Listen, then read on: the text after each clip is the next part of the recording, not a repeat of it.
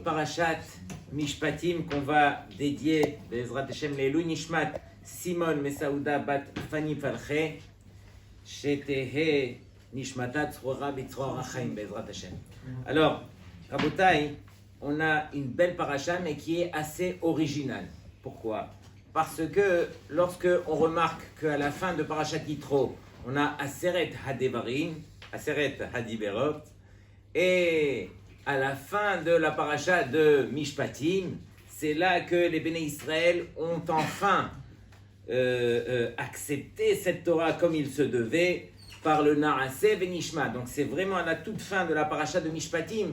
Donc la question c'est que pourquoi est-ce qu'il y a eu ce hefsek, cette coupure entre Aseret Hadiberot et le Naaseh Venishma qui a été dit par les Béné Israël à la fin de la paracha? Pourquoi est-ce que tous les Mishpatim, ils ont été enseignés au milieu de cela? Qu'est-ce que la Torah vient nous enseigner?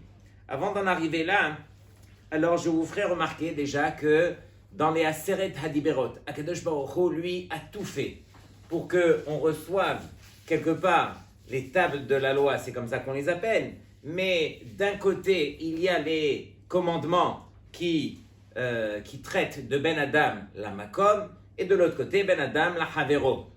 Et donc, si vous remarquez bien, Akadosh Baruch Hu, lui, qu'est-ce qu'il a voulu faire? Il a voulu faire que ça soit vraiment de manière équitable. Ça veut dire vraiment qu'il y ait une parité entre Aseret Hadiberot qui s'adresse Ben Adam la Makom et ceux de Ben Adam la Havero. Mais d'un côté, alors, si on compte le nombre de lettres pour Ben Adam la Makom, il y a en tout 533 lettres du côté de Ben Adam la Makom. Du côté de Ben Adam la Havero, il n'y en a que 87. En tout, ça fait 620. Pourquoi 620?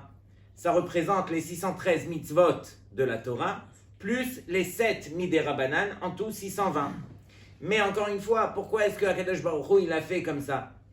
533 et 87 de l'autre côté.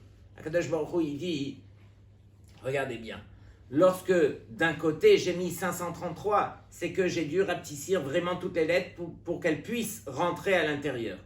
Et de l'autre côté, les 87, j'ai dû au contraire les agrandir. Mais le message d'Hachem était uniquement pour nous faire réaliser encore une fois que le but est la chose la plus importante. On veut tous se rapprocher d'Hachem. On veut tous réussir. On veut tous avoir quelque part cette Yirat Shamayim, ces midot. Akadosh Baruch Hu, il te dit, attends. Le plus important pour moi, je te le montre au travers des Aseret Hadiberot, rapproche-toi d'abord de ton ami. Je te le montre en toutes lettres. J'ai mis peu de lettres que j'ai agrandies pour te faire réaliser quelle est la chose la plus importante pour moi, Akadosh Baruch Hu. Que tu comprennes que les Aseret Hadiberot qui s'adressent Ben Adam la Havero, ce sont les plus importantes. Ce sont elles qui vont te permettre de te rapprocher de Akadosh Baruch Hu. Donc, dans un premier temps, réaliser que Ben Adam la Havero, c'est la chose la plus importante. La preuve en est, c'est que aussitôt qu'on commence par Ve'ele HaMishpatim, voici les lois que Akadosh Baruch Hu vient nous enseigner. Ce sont des Mishpatim. Et les Mishpatim, réellement, s'adressent à tout le monde. Les Juifs comme les Goïm. Pourquoi? Parce que ce sont des lois qui sont logiques. Ce sont des lois qu'on est obligé de respecter dans une société. Bien que le pasuk nous dit « Mishpatim bal yedaoum ». Les Goïm ne connaissent pas les Mishpatim. Pourquoi ils ne connaissent pas les Mishpatim? Eux aussi, ils ont dans leur code pénal, ils ont tellement de lois qui ressemblent aux nôtres. Parce que les Goïm, en deux mots, ils ont des baté dinim qu'on appelle baté arkaot. Arkaot, et Rashi dit, que veut dire arkaot? Ki hakol aruch lefi sichlam. Parce que tout est mesuré selon leur intelligence. C'est pas qu'on veut dire que nous, on est plus intelligents qu'eux, mais eux vont décider en fonction de leur logique à eux. Pendant que nous, on a la logique d'Hachem. Nous, on cherche le Emet. C'est uniquement la Torah qui peut nous amener à un Emet pareil. Première halakha qui est citée ici, on parle bien sûr du Eved Ivri. Tout de suite après, imaginez, tout de suite après Aseret Hadiberot, on reçoit la Torah. Alors, venez vous asseoir, on va vous enseigner les halachot de la Torah. Première mitzvah, Eved Ivri. De qui est-ce qu'il s'agit? un juif qui, le malheureux, il a dû voler. Il n'avait pas les moyens. Finalement, on l'a attrapé, on lui a demandé de rembourser, il n'avait pas. On l'a emmené, il s'est fait juger par le Beddin, et ensuite, on a dû le vendre, et par son travail, il devra rembourser la dette. Tu me parles directement du Eved Ivri. Akadosh Baruch Hu, il dit, mais vous ne réalisez pas. Imaginez un Rosh Yeshiva qui a 2 enfants, 2 garçons. Le premier, Mamash, un tzaddik, midot, il a tout pour lui, bla inara. Le deuxième, aïe, lui, quelque part, il file dans le mauvais coton et il a besoin qu'on l'aide, qu'on le rattrape. Akadosh Baruch Hu, il dit, mais est-ce que je vais m'occuper du tzaddik? Le tzaddik, déjà, ça y est, il se prend en main. Je vais m'occuper de celui qui a besoin d'aide. Eved Ivri, on commence par lui. Et donc, Hachem, encore une fois, vient nous montrer, vient nous ouvrir les yeux. Faites attention au Ben Adam Lahavero. Ce sont les choses les plus importantes. C'est lui qu'on a besoin d'aider.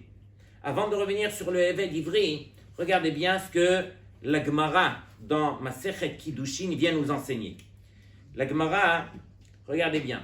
Avant de lire la Gemara, c'est marqué Kama gadol vechashuv be'ene Hashem. Combien est grand et important aux yeux d'Hachem le fait de se soucier de son prochain. Sheyesh l'Hachem nachat ruach meha achva. Akadosh Baruch Hu, il retire tellement de nachat ruach lorsqu'on a de la fraternité envers notre prochain, lorsqu'il y a de la achdut. Comment on traduit achdut? L'unité. Shehu meshalem al-kach beyeshuot gedolot. Parce que Hachem, il est prêt à payer pour cela énormément. Il paye non pas avec de l'argent, il paye par des yeshuot. Celui qui cherche à avoir des miracles dans sa vie, celui qui cherche des réponses, sachez que aider son prochain, se soucier de son prochain, c'est la meilleure façon d'y arriver. Et donc la Gemara dans Masechet Kiddushin Daf Lamed Aleph nous enseigne. Darash Oula Rabba. Il y avait Oula le grand qui était en train de tirer une dracha à Pitra Deven Essia, à la porte du Bet Hamidrash du Nassi. Et il a dit comme ça, le Teilim, le Pasuk nous dit comme ça, Yoducha Hashem kol malche aretz. On doit te remercier Hashem. Qui c'est qui va te remercier Hashem? Kol malche aretz, tous les rois du monde, qui sham'u imreficha, car ils vont entendre qu'est-ce qui va sortir de ta bouche. Et là, regardez bien ce que les goïms viennent accuser Akadosh Baruch Hu. Regardez comment ils disent. Ma'amar picha lo ne'emar. C'est pas marqué dans le pasuk. Ma'amar picha, ce sont les paroles de ta bouche. Et la imre ficha. Et sur cela, la Gemara elle dit que imre, c'est au pluriel. C'est pas ma'amar, c'est imre au pluriel. Cela vient nous enseigner que Besha'a she'amar Akadosh Baruch Hu. Anochi Hashem Elokecha velo yeh lecha Elokim acherim. Alors, une fois que Hachem a donné les 2 premiers commandements, Anochi Elohiye, alors Amrou Mot Haolam Lichvod Atzmo Hu Doresh. Pour qui est-ce qu'il a dit cela? Pour qui est-ce que Akadosh Baruch Hu, il s'est adressé? Il s'est adressé pour lui-même, pour son kavod. Regardez, Anochi Hachem, c'est moi. Et vous n'avez pas le droit d'avoir d'autres dieux. Donc quelque part, il le fait pour lui. Sur cela, donc on a bien compris la chutzpah. Kevan she'amar kabed et avicha ve'et imecha. Une fois qu'ils sont arrivés de l'autre côté des Aseret HaDiberot sur kabed et avicha ve'et imecha, hazru ve'hodu lema'amarot harishonot. Ils ont dit non. Là on a compris que finalement le but était d'arriver à son prochain. Akadosh Baruch Hu a commencé par le côté qui le concerne à lui, mais c'était pour arriver à l'autre côté du Ben Adam Lahavero. Et ce côté de Ben Adam Lahavero, regardez bien qu'est-ce qu'il vient nous enseigner. Shekevan shechayav Adam bichvod aviv veimo. Que du fait qu'un homme, il a l'obligation de respecter ses parents, shehem shutafim bayetzira. Que les parents, eux, ils sont associés donc dans la création du monde. Akadosh Baruch Hu, il dit Kol sheken shechayav hu bichvod abore atzmo. De là, on apprend par Kol sheken qu'on a l'obligation de respecter son créateur. Chez Yatzaroto, que c'est Hachem qui nous a créés. Ve'av chayav umoto mosrim beyado. Et bien sûr qu'on dépend complètement de Hachem. la vie, la mort, etc. Tout dépend de Hachem. Mais Hachem vient te l'enseigner au travers justement des Aseret Adiberot, où il vient te dire, tourne-toi du côté du Ben Adam Nachavero, et tu comprendras que tout ce qui a été enseigné au départ, c'était uniquement pour en arriver là. Il y a un autre verset où on apprend la même chose, Rava Amar Meacha, de ce verset, Rosh Devarecha Emet, c'est marqué le début de tes paroles, il vient nous enseigner le Emet. Et sur cela, la Gemara a dit, Rosh Devarecha, Velosof Devarecha, c'est uniquement le début qui vient t'enseigner la vérité, et non pas la fin des paroles d'Hachem. Sur cela, on répond, et la Misof Devarecha, Nikar, Sherosh Devarecha Emet. C'est de la fin des paroles d'Hachem, de la deuxième partie des Aseret Adiberot, alors qu'on va dévoiler encore une fois les paroles d'Hachem. C'est les paroles d'Hachem que Akadosh Baruch Hu, il nous enseigne, c'est-à-dire qu'il veut absolument qu'on apprenne à se tourner vers son prochain. Rabotai, il y a une quarantaine d'années, à Jérusalem, dans une des yeshivot les plus prestigieuses qui se trouvait à ce moment-là, la yeshiva de Kol Torah, le Rosh Yeshiva, c'était nul autre que le Rav Shlomo Zalman Auerbach. Ce Rav était un ange sur terre. Il avait une face qui rayonnait, il avait un sourire aux lèvres qu'il ne pouvait pas enlever, et tout le monde l'appréciait. Mais il a été apprécié de manière étonnante, depuis le parti Meretz, le parti anti-religieux, jusqu'au Neturei Karta, tout le monde l'appréciait. Lorsque il est niftar, on ne peut pas imaginer qui c'est qui n'est pas venu. Tout le monde était là pour sa levaya. Mais ce Rav était un des gdolim de la génération. Il nous a offert un livre qui est incontournable dans tout ce qui tourne autour des Hilchot Shabbat, au niveau de l'électricité, au niveau de tout cela. Ce livre s'appelle Minchat Shlomo. Et donc, voici que ce Rav a perdu son épouse 3 ans avant que lui ne soit niftar.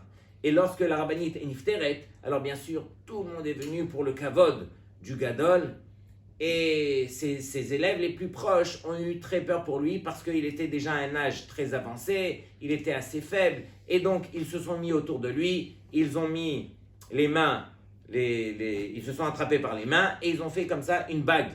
Et ils ont mis le Rav au milieu, comme ça personne ne pourra venir le déranger ou quoi.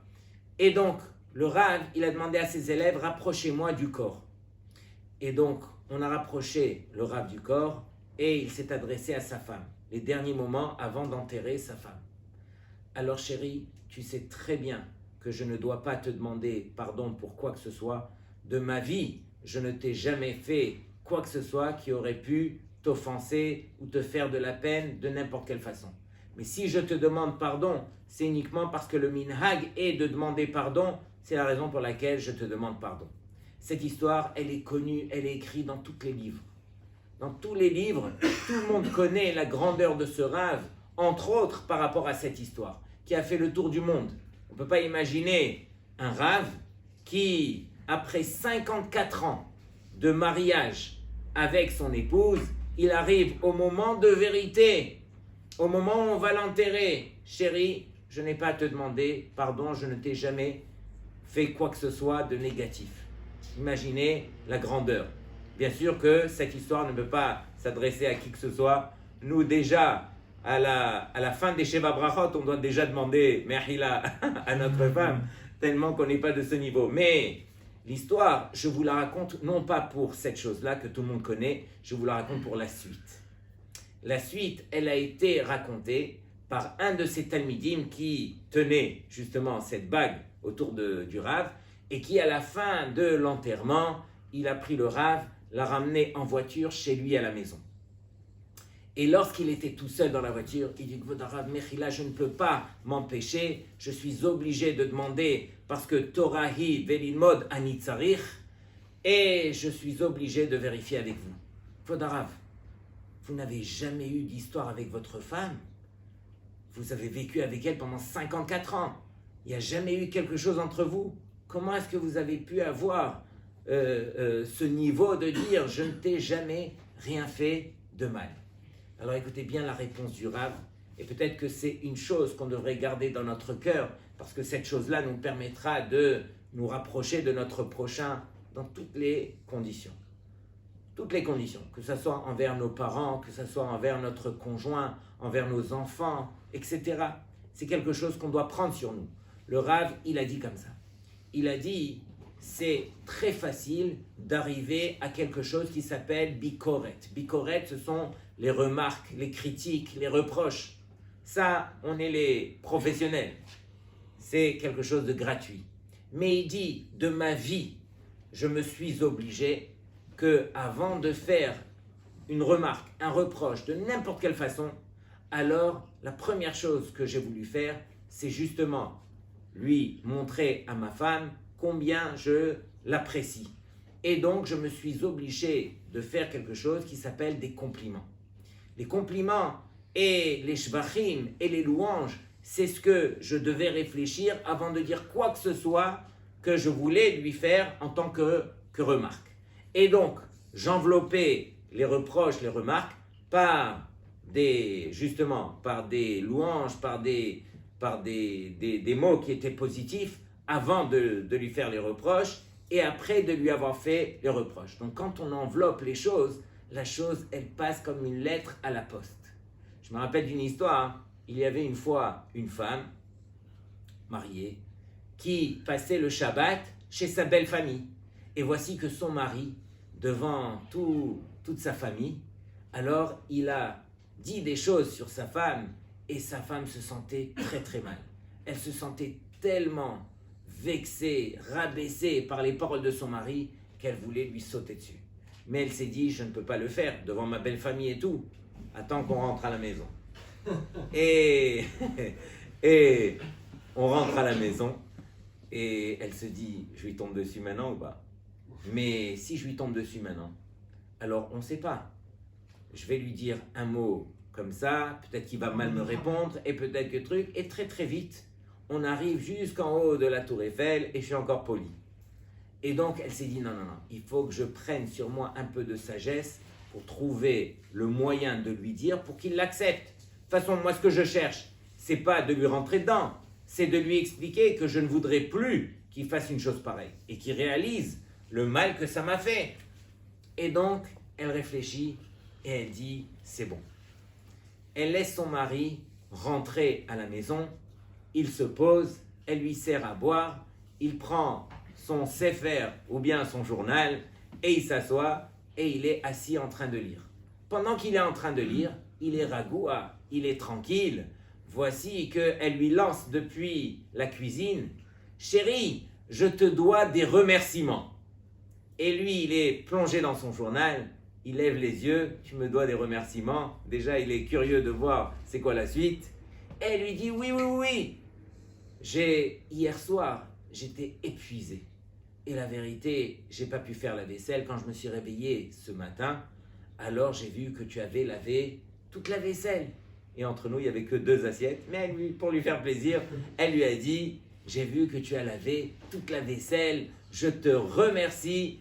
Et la vérité, Hachem m'a comblé d'un mari comme toi, avec un cœur zahav, avec un cœur en or.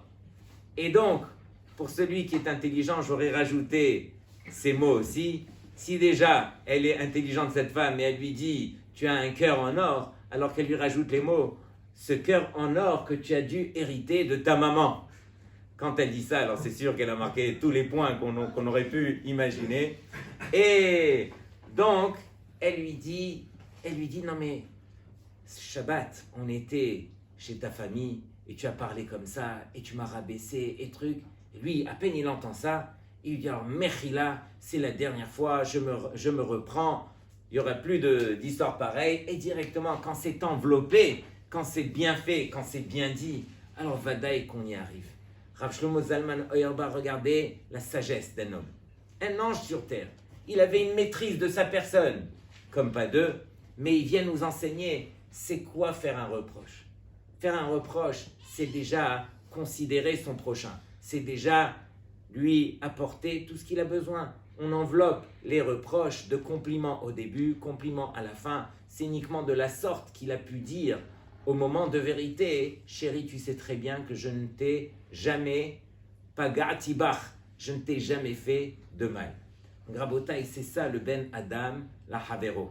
Et donc, lorsqu'on revient sur ce Eved Ivri, alors lui, qu'est-ce qu'il va faire? Il va travailler pendant 6 ans. Et à la 7e année, il peut sortir. Or, on va lui accorder bien sûr une femme, des enfants, mais il sortira sans rien. Par contre, si la Torah nous dit comme ça, Vim amor yomar ha-eved, si ce Eved, il amor yomar, que veut dire amor yomar? Dire, il se dira. Ça veut dire que il va répéter. Rabotai, j'aimerais m'arrêter sur ces mots, c'est tellement important.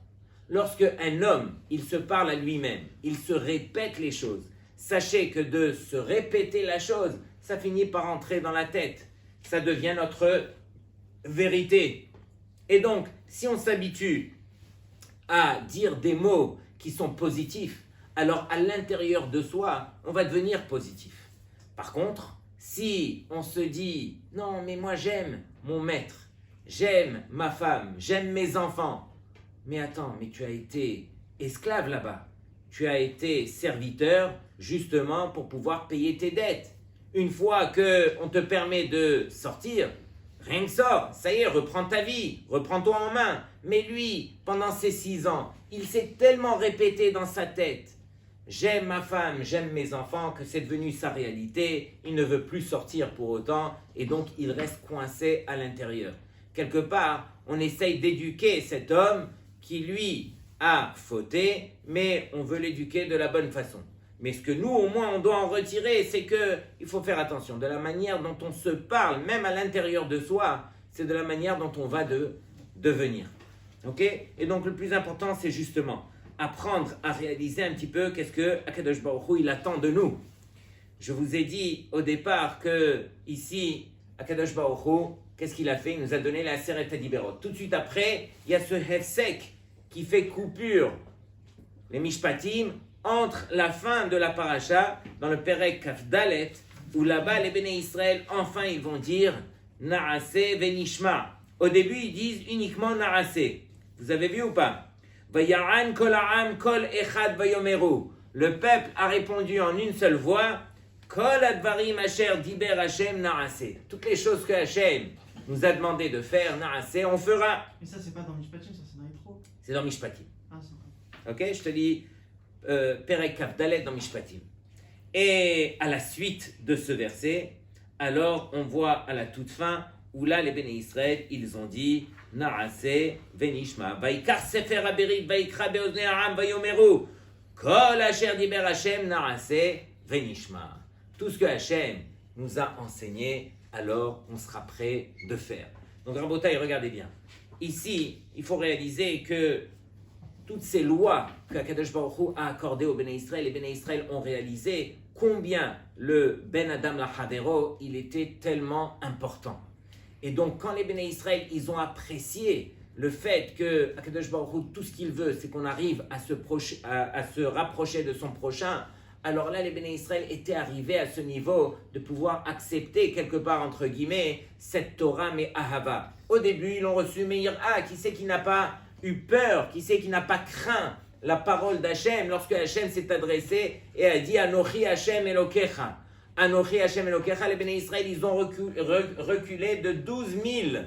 Ils ont eu tellement peur que par Chanishmatam, leur Neshama, elle a volé.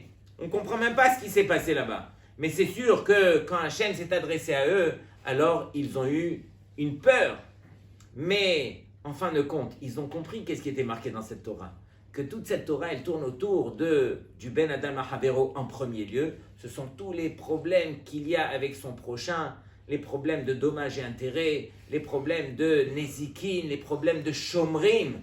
Toutes ces halachot sont citées directement après la Aseret HaDiberot, qui a permis au Béné Israël justement de se prendre en main à ce niveau, de réaliser que je me tourne vers mon prochain pour pouvoir me rapprocher d'Hachem. C'est ce qui leur a permis d'arriver de dire Naaseh venishma. Comme on sait, une des halachot qui est marquée ici, c'est que en tant que dayan, on n'aura pas le droit de prendre, bien sûr, un shochad. C'est quoi un shochad? Un pot de vin. quelqu'un qui va t'offrir un cadeau de n'importe quelle façon, tu n'auras pas le droit d'accorder de l'importance à ce cadeau. Pourquoi? Parce que justement, Akadosh Baruch Hu, il te demande d'arriver au din shel emet. Si tu veux arriver au vrai din, le din de la Torah, tu n'auras pas le droit d'être soudoyé, etc. Le problème qu'on a, c'est que on est tous des dayanim. On ne doit pas attendre d'avoir la barbe blanche avec la grande robe pour s'asseoir les 3 dayanim qui vont juger les béné Israël. On est tous des dayanim de sa propre personne. Et je m'explique. Chacun d'entre nous, on doit apprendre à se juger au quotidien. Chacun d'entre nous, on doit se prendre en main. Chacun d'entre nous, on doit apprendre qu'est-ce que Akadosh Baruch Hu, il attend de nous. Or, le problème, c'est que si on veut être dayan de notre propre personne, on a un shochad.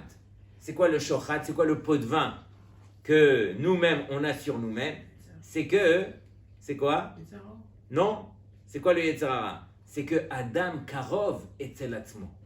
Un homme, il a son intérêt personnel. Il veut défendre sa personne. Très souvent, si du ciel, on venait nous accuser pour quelque chose, croyez-moi que 9 fois sur 10, au minimum, on aurait des choses à justifier. Mais non, j'ai fait ça, parce que comme ça, et truc, on va se... Et comment on peut se justifier? Si du ciel, on vient te dire quelque chose, c'est que c'est la vérité. Comment est-ce que tu peux aller à l'encontre de la vérité? Justement parce qu'on est Nogea Badavar. On a ce shochad qui est à l'intérieur de nous. Or, comment arriver à retirer ce shochad pour enfin devenir dayan de sa propre personne? Rabotai, écoutez ce que Rav Wolbe dit. Adam Karov etzel atzmo. Un homme, il est proche de sa personne. Un homme, il s'aime. Un homme, toute sa vie, c'est lui. Il se regarde au miroir, c'est moi le plus beau. C'est moi qui vais réussir. C'est pour moi que Hachem, il a créé tout ce monde. Bien que c'est vrai de réfléchir de la sorte. C'est marqué que Chayav Adam Lomar, que Akadosh Baruch Hu, Bishvili Nivra Ha'olam. Mais il y a une limite à cette chose-là. Regardez bien. En od meshuchad me'asher Adam klape atzmo. Il n'y a pas de plus grand meshuchad, de plus grand, comment on dit, soudoyer que l'homme envers sa propre personne. Ve'u mithamek milirot et ha'emet. Et il se cache derrière les choses pour ne pas distinguer la vérité. Ve'imu matzliach leit'alot me'al les negiotav. Et s'il arrive à surmonter justement ses intérêts personnels, Dayan veneesham beba tachat vegila mashegila, alors enfin il pourra devenir Dayan sur sa personne et dévoiler les choses en lui qui devraient changer, sur lesquelles il devrait s'améliorer.